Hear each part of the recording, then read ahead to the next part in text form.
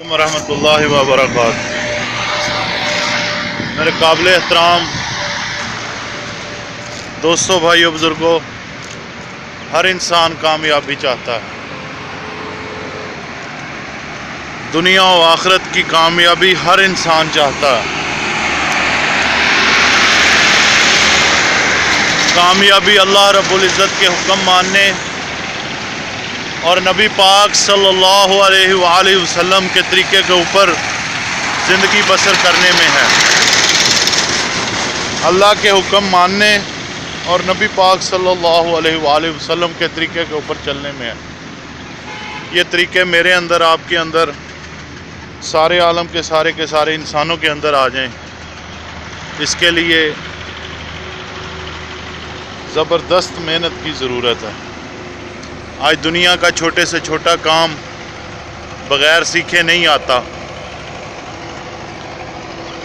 تو دین ہماری زندگیوں میں بغیر محنت کے کیسے آ جائے؟ ڈاکٹر بننے کے لیے آپ کو ڈاکٹریٹ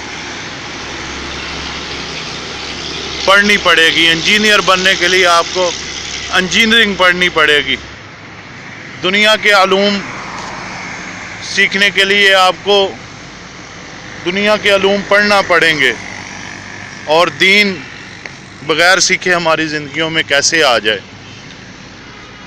آج جمعرات ہے، اسماعیل مرکز میں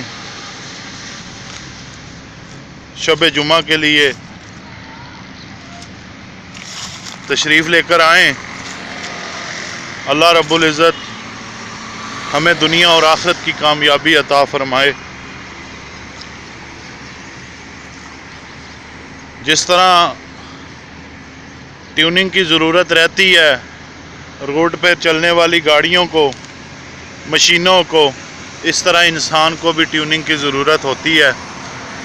اور یہ اللہ والوں کی جو محافل ہیں، جو اللہ والوں کی باتیں ہیں، یہ سننے سے جو ہے نا دل روشن ہو جاتا ہے، اور اس میں پھر جو انعکاس ہے وہ اچھے طریقے سے ہوتا ہے۔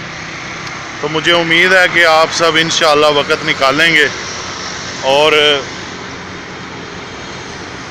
نماز پنجگانہ کا اہتمام کریں گے، ذکر اذکار کا اہتمام کریں گے، اور جو ہے اپنی ٹیوننگ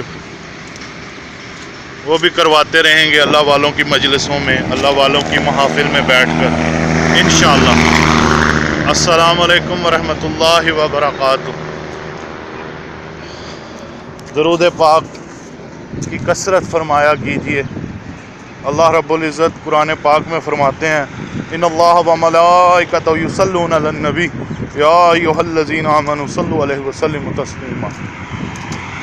اللہم صل علی محمد وعلی آل محمد کما صلیت علی ابراہیم وعلی آل ابراہیم انک حمید مجید۔